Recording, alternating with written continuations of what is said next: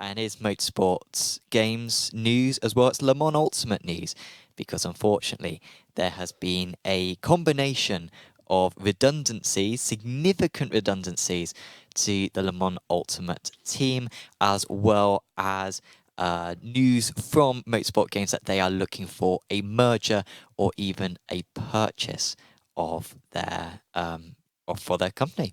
Very disappointing news, this. It is, because we kind of hoped this was it. Like every other failure they had and the persistent route they were taking financially and business, that this was the one where they got it right, and it was worth pushing through all that pain and releasing licenses like the IndyCar and the touring cars. They had that as well. I like the game. It has potential, but it's really early doors. And if they really are having to let people go, then, well, we know why. It's financially that this isn't. Well, you need to make money. Having a fun game for people to play and make them smile, unfortunately, doesn't pay the bills. So yeah, this is a big shame, because for me, like if they're picked up by another sim enthusiast or a hardware company and they puts money in, injects them and helps them grow, great. If it just does get purchased, now I know I hear lots of people calling that iRacing's just going to swoop in, pick up their WEC license, Le Mans, and that's great. While it is good, don't get me wrong, I'd love to have Le Mans 24 back in iRacing and have access to the WEC cars and all that. Of course I would. I'm an iRacer. But hear me out. We need competition, right? That I felt iRacing went through a massive feature improvement cycle when everything came knocking, whether we're Rennsport and Le Mans Ultimate and all these games all popping out of nowhere. So I do want competition. Competition makes everything better. So this is a shame. Yeah, and there's been so much effort put into this as well. It'd be a huge waste if unfortunately it didn't go ahead. But there, of course, has been cuts to Motorsport Games since September 2022.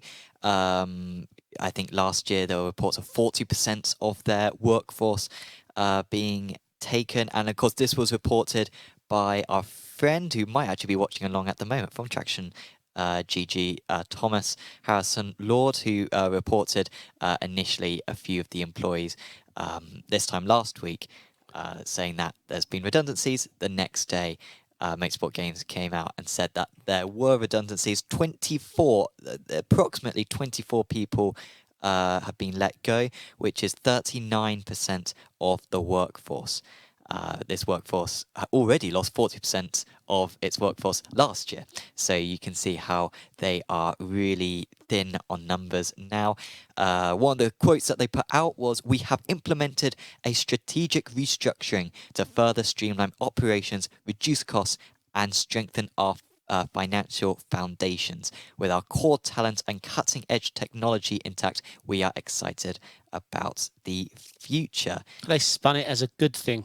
Oh, I mean, and they've got to. They got to be able How to... they put the word technology in there with this. They're letting people go. And they're like, yeah, we've got... Oh, but they're trying to increase the value of the brand, right? Like, because further on they say they are looking at strategic alternatives, which may include a merger or a selling. Yeah, I mean, yeah, I don't know what to say.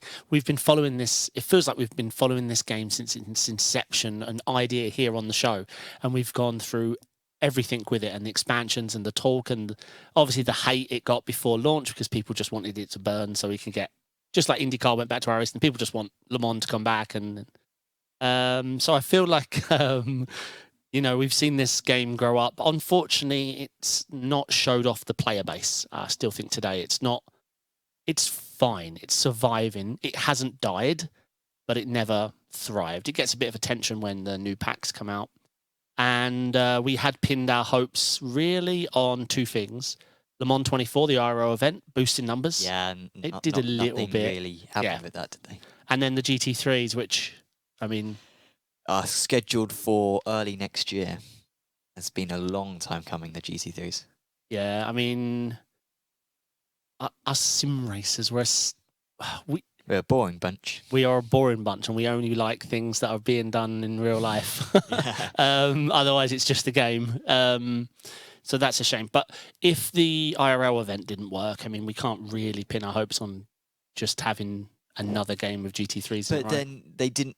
I don't think the game was in a state necessarily to take advantage of the real life event. I mean, what would have been cool is if you had like a Le Mans Virtual 3 days before the real life Le Mans. That would be really cool, you know, especially if you get all the teams involved, which of course Motorsport Games will give them a lot of stick, but generally they've hosted virtual Le Mans very, very impressively in years gone by. What year are we in, right? Technology should have moved on to the point where we could have jumped in our rigs and ghost raced the IRL drivers using their GPS positions. We should be able to ghost race with them. Sure, yeah. Like that stuff like that. It's not a big ask. I mean, they're the ones talking about firing people to improve their technology. I mean, is that a big ask? That would have been fun. I would have took the day off and done that. And sure. But again, let's see. I mean, we always end with let's see with this game. Let's hope. Let's hope that there's a buyer. I mean, like hopefully. Corsair? Yeah, sure. I mean, makes sense, right? We'll take. They got lots of money and they just got Fanatec. Yeah, yeah. Nick Horn mentioning, in my opinion, the company is in survival mode, waiting to be picked up by a buyer. I think Thomas may have mentioned in the Traction article how talks have probably been going on already this year. So hopefully there's already people lining up and they will pick up the pieces, as Nick says, for cheap and make this game go on, because it is a good game. And it really needs to continue. That's what's frustrating me the most. Waste. They finally took R-Factor 2 and focused it and fixed the annoying little bugs, and they've been rapidly fixing things we call out. R-Factor, we've been calling them out for, we don't even call them out anymore. But on LMU, you go in their Discord, call out a problem, you get a reply, next patch, your name, and it's fixed. Like, this is a game I want to be around. And they've got all the cars, they've got they have enough. My dad did comment, because obviously I converted him to, he converted to LMU from AC, and he was like, are there going to be more tracks soon? I was like, yeah, not really, because he's used to AC. He had 600 tracks. Yeah, I'm not sure if he's asking for LaSalle necessarily, is he? I don't think he's on the edge of his seat for that one. Yeah. But no, it's a big shame. I mean, I don't know. Let's see who buys them, and then hopefully we can predict from there what their trajectory is. Could we see iRacing go after, get back the WEC license? I mean, would that be the reason they purchased them, to get that WEC license back? I doubt it. I mean, I feel like there's more than just the WEC license, right? No, I mean, and also if they come in and just purchase enough money and they only want that, I mean, without it, the company's gutted. Like, there'd be nothing to sell, I'm assuming. What are you buying? R-Factor, a fork of R-Factor code, Without a license, it's just a...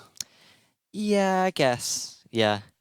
So you may know this better than me, but the Motorsport Games own the WEC license up until like 2029, right? It was a 10-year deal. I thought it was a 10-year deal in 2019. So, but there might be stipulations on exactly usage. Like if someone buys Motorsport Games, so that license will be taken by them. I assume the license was in Motorsport Games' name, not Studio 397. It would make sense, because that's where the finances is. I mean, every week we talk about Motorsport Games. 99% of it's been based on a negative. We have to try and... Could this be a positive? Could this be the end of Motorsport Games, and then Le Mans Ultimate loses that stigma about it? Someone else buys it. Pretty much everything stays the same, apart from the fact that they re-employ all the people who've lost their jobs, and the game goes from strength to strength, and we have a really competitive online esports WEC game, which eventually comes to consoles. Yeah, it could. Let's see. I joke about Corsair, but they're obviously financially agreed that the sim racing has some room to grow, because otherwise, what are they doing? I feel it's the wrong way around. Like, would you want to buy a company of Fanatec's size right now? Like, if I was going to go for a sim company, I want a small company I can push cutting edge projects out. Fanatec, sure, they're founded on that mass customer base they built during the pandemic. I can't see, every company that peaked during the pandemic is struggling right now, right? Netflix, all these companies are just putting out horrible numbers because everyone's like, we expanded during the pandemic with this growth, and now we're left with all these research centers that we can't pay for. So Let's see. It really depends on who buys it. It'll either be a competitor buys it, guts it, grabs the stuff, and then the game's done, or we get a solid investor and this game maybe goes to its next strength. Yeah, hopefully. Let's move on to another game now. Assetto Corsa Evo.